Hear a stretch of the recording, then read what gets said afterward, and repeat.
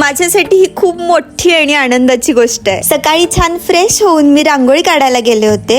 Actually हा गौरी पूजनाच्या दिवशीचा vlog आहे आणि मला खूप जास्त लेट झाले हा व्लॉग पोस्ट करायला। गौरी पूजनाच्या दिवशी ना आमच्या घरी सत्यनारायणाची पूजा देखील होती आणि त्यासाठीच मी छान रेडी होत होते। ही साडी घातली होती आणि मेकअप केला होता। त्यानंतर मी सत्यनारायणाच्या पूजेला बसले होते। खूप दिवसापासून आईची इच्छा होती की पूजा करायची आणि त्या दिवशी आम्ही ती केली। घरातले सगळे होते, छानपैकी पूजा झाली, आरतीही केली सगळ्यांनी मिळून आणि त्यानंतर नैवेद्य दाखवायचा होता। पुरणपोळ्यांचा नैवेद्य होता आणि तो मी भरून घेऊन मग सगळ्या देवांना दाखवला।